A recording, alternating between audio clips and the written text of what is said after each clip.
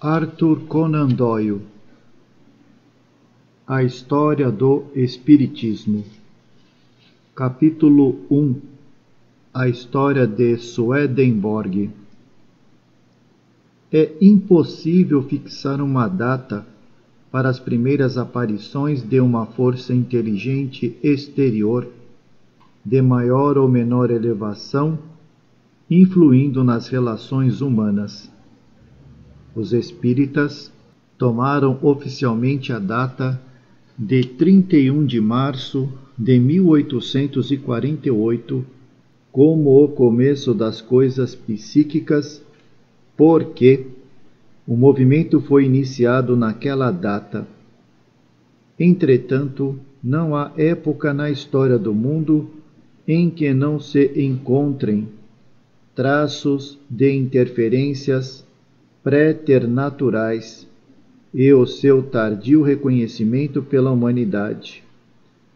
A única diferença entre esses episódios e o moderno movimento é que aqueles podem ser apresentados como casos esporádicos de extraviados de uma esfera qualquer, enquanto os últimos têm as características de uma invasão organizada. Como, porém, uma invasão poderia ser precedida por pioneiros em busca da terra, também o influxo espírita dos últimos anos poderia ser anunciado por certo número de incidentes suscetíveis de verificação desde a Idade Média e até mais para trás. Uma data deve ser fixada para início da narrativa, e talvez nenhuma melhor que a história do grande vidente sueco Emanuel Swedenborg, que possui bons títulos para ser considerado o pai do nosso novo conhecimento dos fenômenos supranormais. Quando os primeiros raios do sol nascente do conhecimento espiritual caíram sobre a terra, iluminaram a maior e a mais alta inteligência humana, antes que a sua luz atingisse homens inferiores. O cume da mentalidade foi o grande reformador e médium clarividente, tão pouco conhecido por seus prosélitos, qual foi o Cristo. Para compreender completamente um Swedenborg, é preciso possuir-se um cérebro de Swedenborg, e isto não se encontra em cada século. E ainda, pela nossa força de comparação e por nossa experiência dos fatos desconhecidos para Swedenborg, podemos compreender mais claramente do que ele certas passagens de sua vida. O objeto do presente estudo não é tratar o homem como um todo, mas procurar situá-lo no esquema geral do desdobramento psíquico aqui abordado, do qual a sua própria Igreja, na sua estreiteza, o impediria. Swedenborg era, sob certos aspectos, uma viva contradição para as nossas generalizações psíquicas, porque se costuma dizer que as grandes inteligências esbarram no caminho da experiência psíquica pessoal. Uma lousa limpa é, por certo, mais apta para nela escrever-se uma mensagem. O cérebro de Swedenborg não era uma lousa limpa, mas um emaranhado de conhecimentos exatos de suscetível aquisição naquele tempo.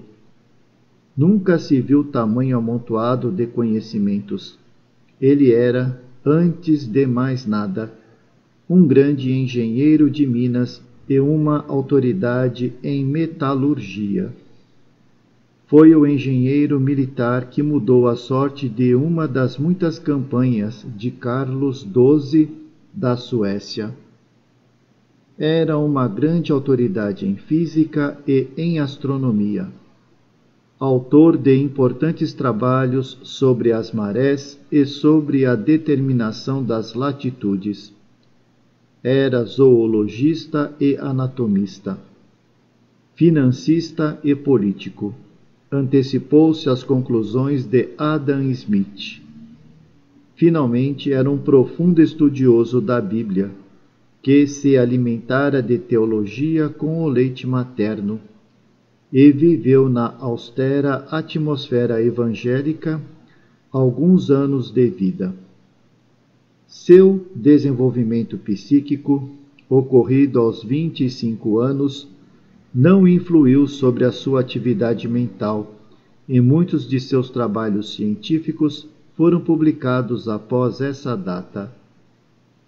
Com uma tal mentalidade, é muito natural que fosse chocado pela evidência das forças supranormais que surgem no caminho de todo pensador. Mas o que não é natural é que devesse ele ser o médium para tais forças. Em certo sentido, a sua mentalidade lhe foi prejudicial e lhe adulterou os resultados, posto que, de outro lado, lhe tivesse sido de grande utilidade. Para o demonstrar, basta considerar os dois aspectos sob os quais o seu trabalho pode ser encarado. O primeiro é o teológico. A maioria das pessoas que não pertencem ao rebanho escolhido afigura-se o lado inútil e perigoso do seu trabalho. Por um lado, aceita a Bíblia como sendo, de modo muito particular, uma obra de Deus. Por outro lado, sustenta que a sua verdadeira significação é inteiramente diferente de seu óbvio sentido e que ele, e só ele, ajudado pelos anjos, é capaz de transmitir aquele verdadeiro sentido. Essa pretensão é intolerável. A infalibilidade do Papa seria uma insignificância comparada com a infalibilidade de Swedenborg, se tal fosse admitido.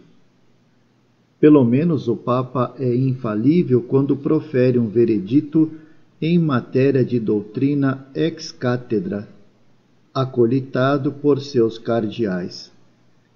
A infalibilidade de Swedenborg seria universal e irrestrita. Além disso, suas explicações nem ao menos se acomodam à razão, quando, visando apreender o verdadeiro sentido de uma mensagem de Deus, temos que admitir que um cavalo simboliza uma verdade intelectual, que um burro significa uma verdade científica, uma chama quer dizer melhoramento e assim por diante, com uma infinidade de símbolos. Parece que nos encontramos no reino da imaginação, que apenas pode ser comparado com as cifras que alguns críticos engenhosos pretendem ter descoberto nas peças de Shakespeare. Não é assim que Deus manda a sua verdade a este mundo. Se tal ponto de vista fosse aceito, o credo de Swedenborg seria apenas a matriz de 1000 heresias. Regrediríamos e iríamos encontrar-nos novamente entre as discussões e os silogismos dos escolásticos medievais. As coisas grandes e verdadeiras são simples e compreensíveis. A teologia de Swedenborg nem é simples nem inteligível, e isto representa a sua condenação. Entretanto, quando entramos na sua fatigante exegese das Escrituras, onde cada coisa significa algo diferente daquilo que obviamente significa, e quando chegamos a alguns dos resultados gerais de seu ensino, eles não se acham em desarmonia com o moderno pensamento liberal, nem com o ensino recebido do outro lado, desde que se iniciaram as comunicações. Assim, a proposição geral de que este mundo é um laboratório de almas, um campo de experiências no qual o material refina o espiritual, não sofre contestação. Ele repele a Trindade no seu sentido comum, mas a constitui de maneira extraordinária, que também seria impugnada por um unitário. Admite que cada sistema tem a sua finalidade e que a virtude não é privativa do cristianismo.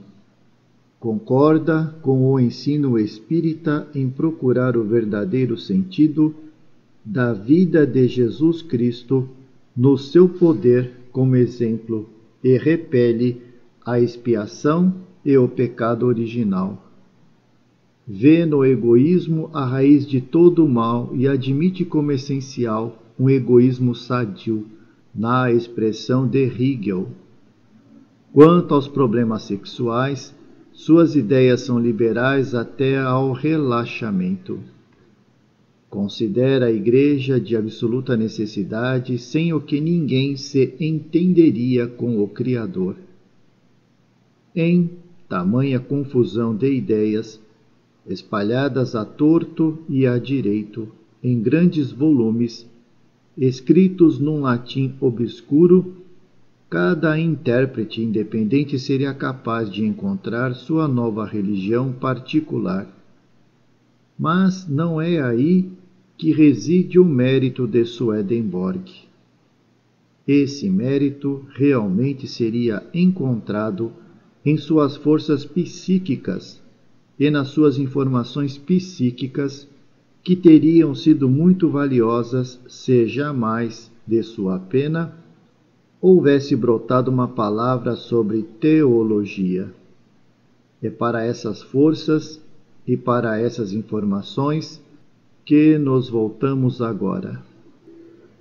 Ainda menino, Swedenborg teve as suas visões, mas esse delicado aspecto de sua natureza foi abafado pela extraordinariamente prática e enérgica idade viril. Entretanto, por vezes, veio ela à tona. Em toda a sua vida, e muitos exemplos foram registrados para mostrar que possuía poderes geralmente chamados vidência à distância, no qual parece que a alma deixa o corpo e vai buscar uma informação à distância, voltando com notícias do que se passa alhures. Não é uma peculiaridade rara nos médiuns e pode ser comprovada por milhares de exemplos entre os sensitivos espíritas, mas é rara nos intelectuais e também rara quando acompanhada por um estado aparentemente normal do corpo quando ocorre o fenômeno. Assim, no conhecidíssimo caso de Gothenburg, onde o vidente observou e descreveu um incêndio em Estocolmo, a 300 milhas de distância, com perfeita exatidão. Estava ele num jantar com 16 convidados, o que é um valioso testemunho. O caso foi investigado nada menos que pelo filósofo Kant, que era seu contemporâneo. Não obstante, esses episódios ocasionais eram meros indícios de forças latentes, que desabrocharam subitamente em Londres, em abril de 1744. É de notar-se que, conquanto o vidente fosse de boa família sueca e educado entre a nobreza sueca, foi nada menos que em Londres que os seus melhores livros foram publicados, que a sua iluminação se iniciou e, finalmente, que morreu e foi sepultado. Desde o dia de sua primeira visão até a sua morte, 27 anos depois, esteve ele em contínuo contato com o outro mundo. Abre aspas. Na mesma noite, diz ele, o mundo dos espíritos, do céu e do inferno, abriu-se convincentemente para mim, e aí encontrei muitas pessoas de meu conhecimento e de todas as condições. Desde então, diariamente, o Senhor abria os olhos de meu espírito para ver perfeitamente desperto o que se passava no outro mundo e para conversar em plena consciência com anjos e espíritos. Fecha aspas. Em sua primeira visão, Swedenborg fala de, abre aspas, uma espécie de vapor que se exalava dos poros de meu corpo.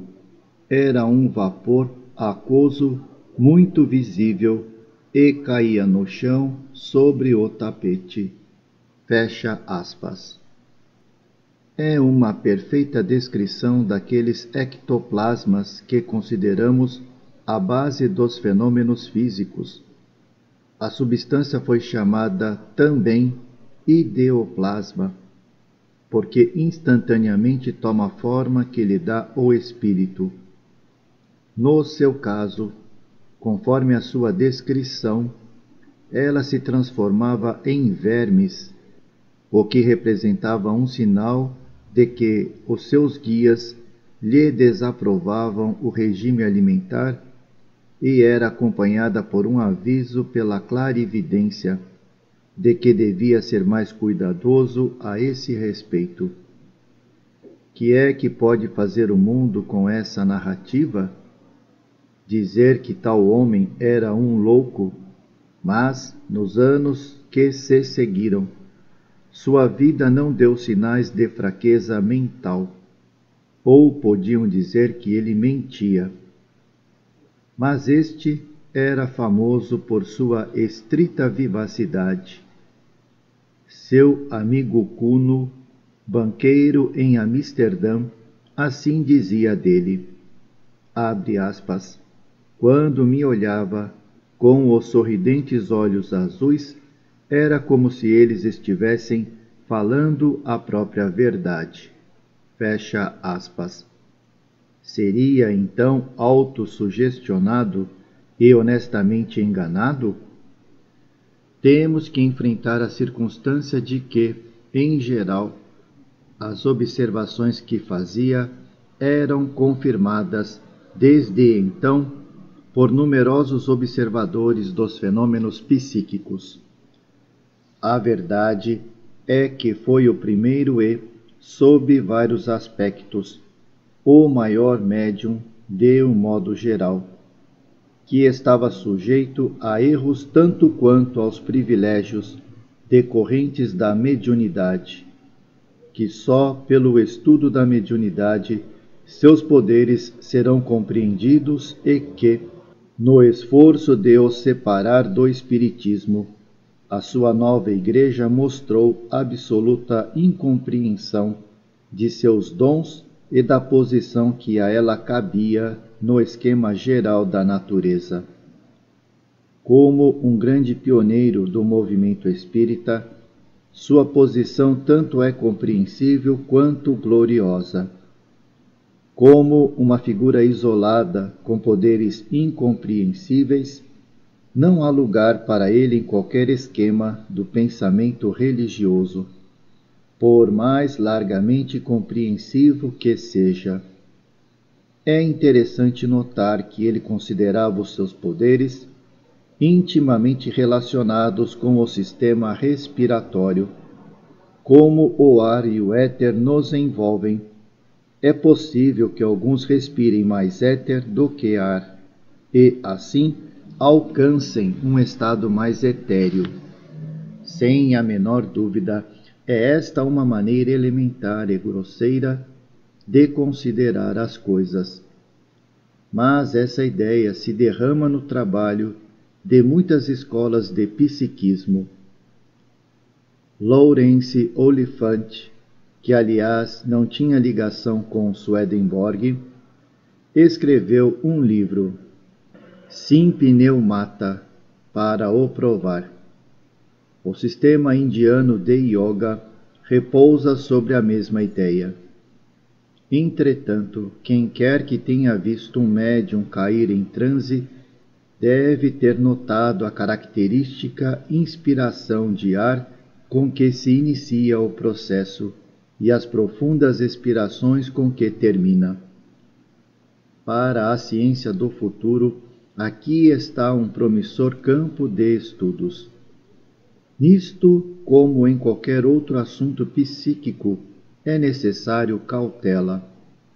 O autor conheceu muitos casos em que ocorreram lamentáveis resultados, que foram a consequência de um desavisado emprego da respiração profunda nos exercícios psíquicos. Como a força elétrica, os poderes espirituais têm um emprego variado, mas o seu manejo requer conhecimentos e precauções.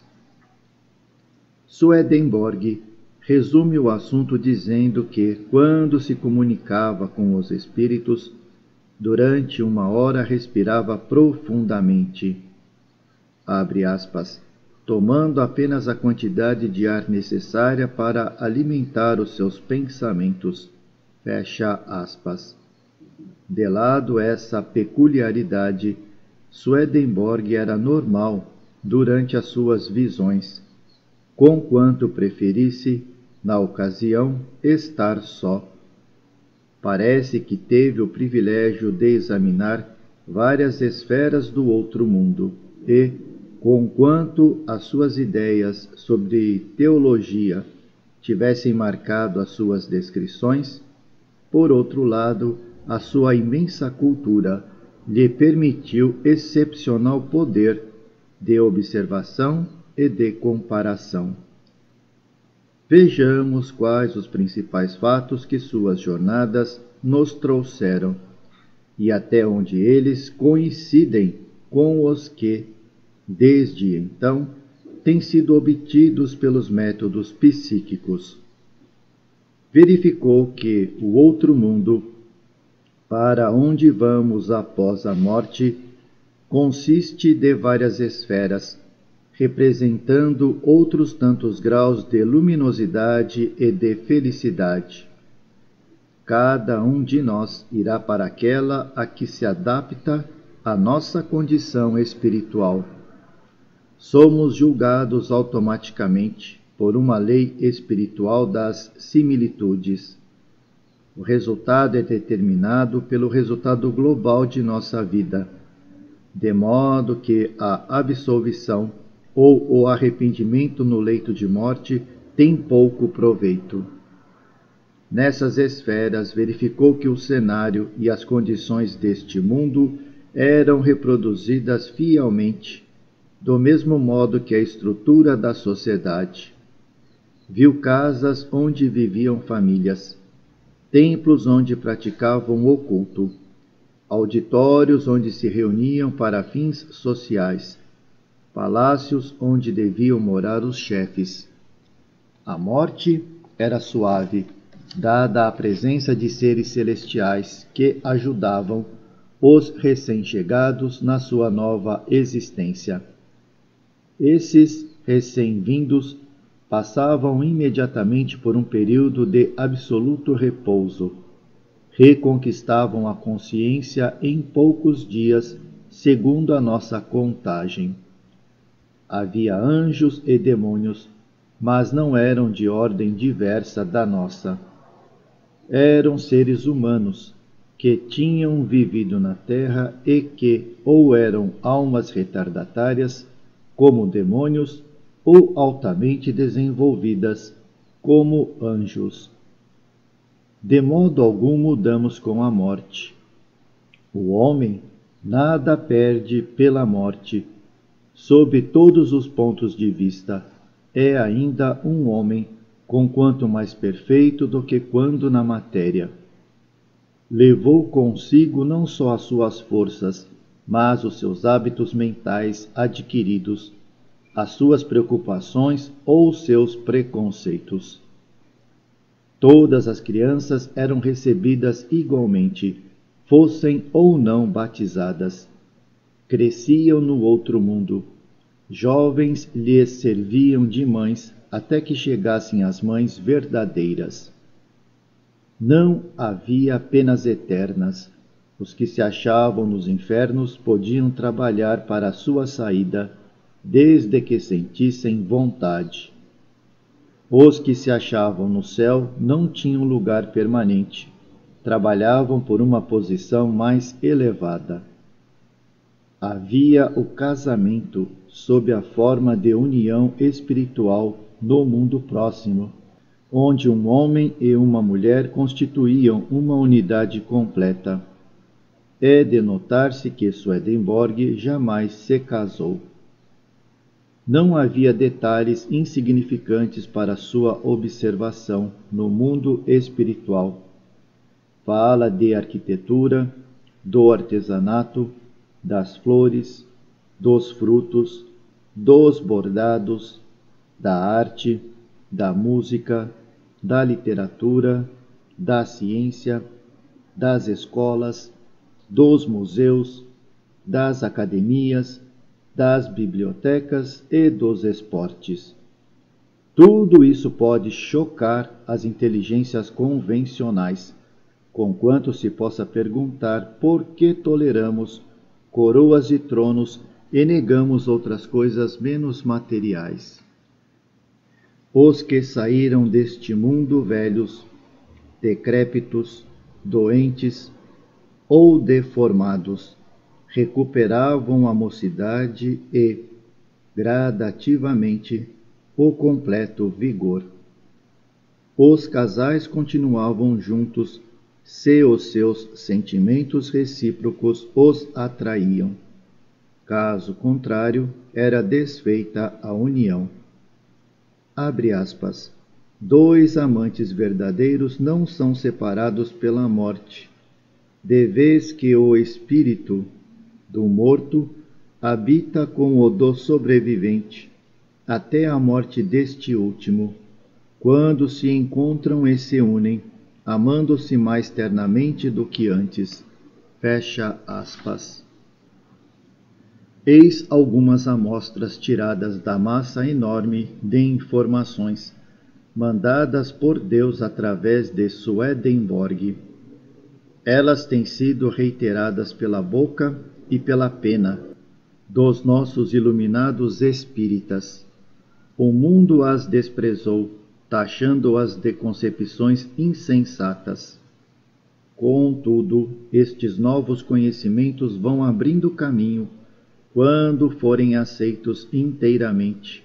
A verdadeira grandeza da missão de Swedenborg será reconhecida, desde que se ponha de lado a sua exegese bíblica.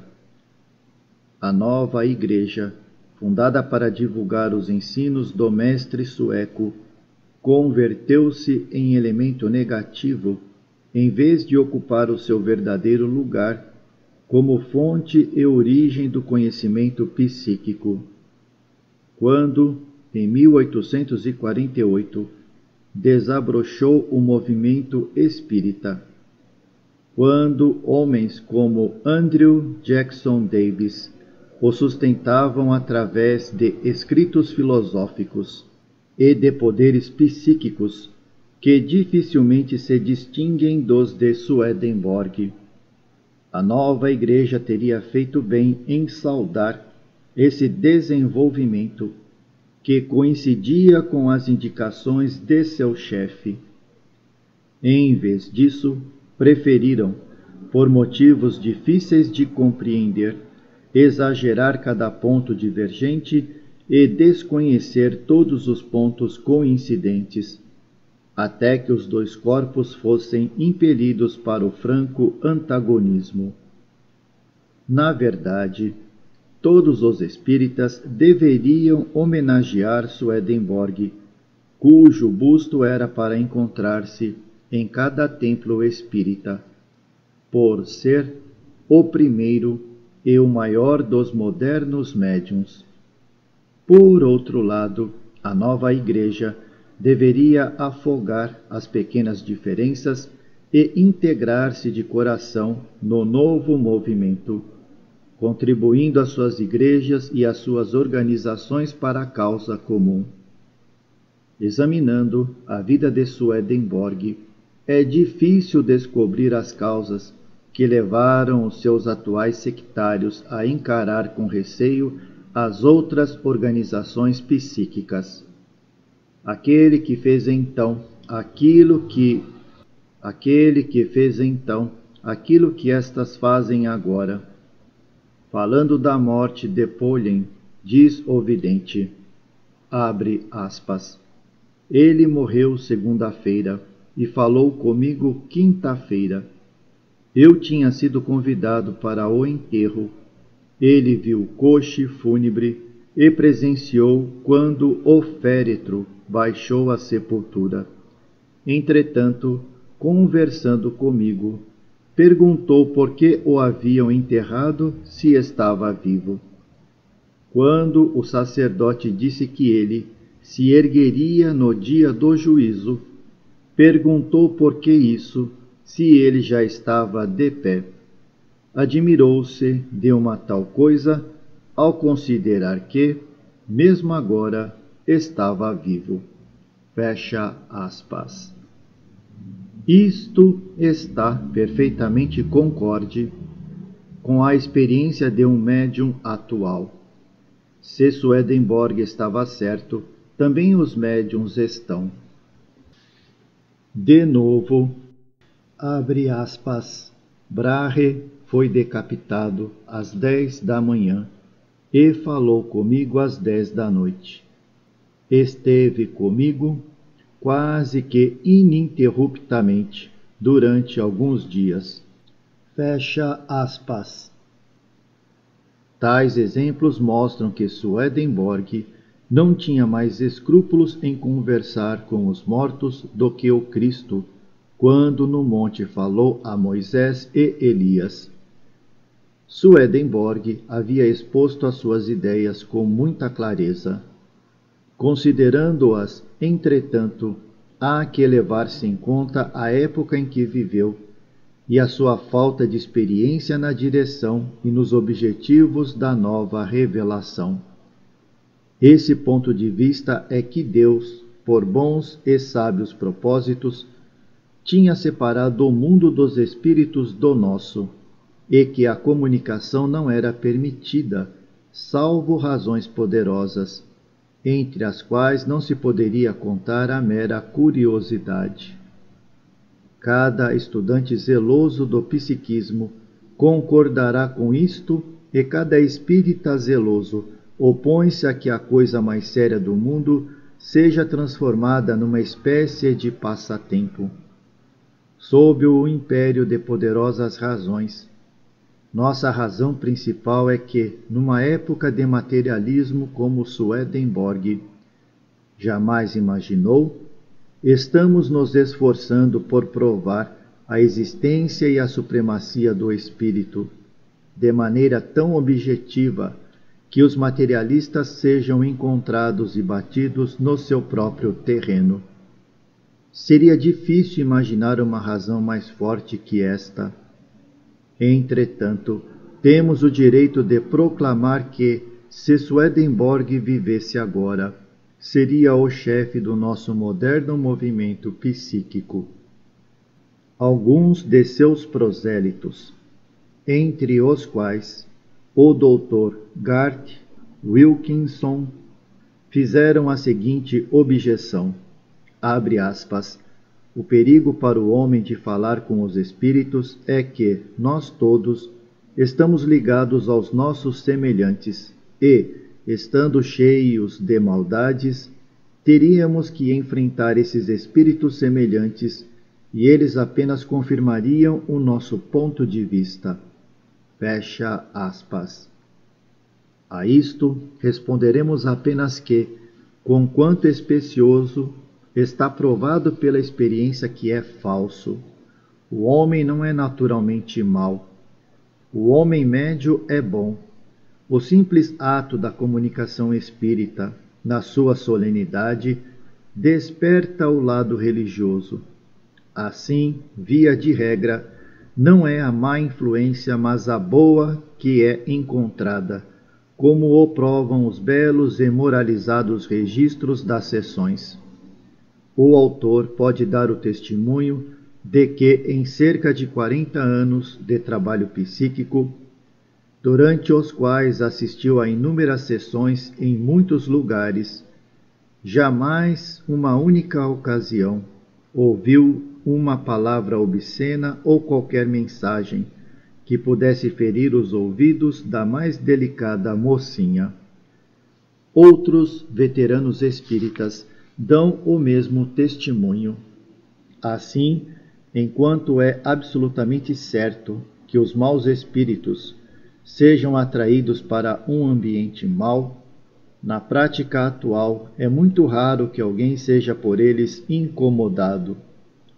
Se tais espíritos aparecerem, o procedimento correto não é repeli-los, é antes conversar razoavelmente com eles, esforçando-se porque compreendam sua própria condição e o que devem fazer por seu melhoramento. Isto ocorreu muitas vezes na experiência pessoal do autor e com os mais felizes resultados. Algumas informações pessoais sobre Swedenborg cabem como termo a este ligeiro relato de suas doutrinas. Visa-se, assim, antes de mais nada, indicar a sua posição no esquema geral. Deve ele ter sido muito frugal, prático e trabalhador, um rapaz enérgico e um velho muito amável. Parece que a vida o converteu numa criatura muito bondosa e venerável. Era plácido, sereno e sempre disposto à conversação, que não descambava para o psiquismo, senão quando queria o seu interlocutor. O tema dessas conversas era sempre notável, mas ele se afligia com a gagueira que lhe dificultava a pronunciação. Era alto, delgado, de rosto espiritual, olhos azuis, peruca até os ombros, roupas escuras, calções curtos, fivelas nos sapatos e bengala. Sustentava Swedenborg que uma densa nuvem se havia formado em redor da Terra, devido à grosseria psíquica da humanidade, e de que de tempos em tempos havia um julgamento e uma limpeza, assim como a trovoada aclara a atmosfera material. Via que o mundo, já em seus dias, entrava numa situação perigosa, devido à sem-razão das igrejas por um lado e à reação contra a absoluta falta de religião causada por isto. As modernas autoridades em psiquismo, especialmente Vale Owen, falaram dessa nuvem crescente e há uma sensação geral de que o necessário processo de limpeza geral não tardará. Uma notícia sobre Swedenborg, do ponto de vista espírita, não pode ser melhor conduzida do que por estas palavras extraídas de seu diário. Abre aspas.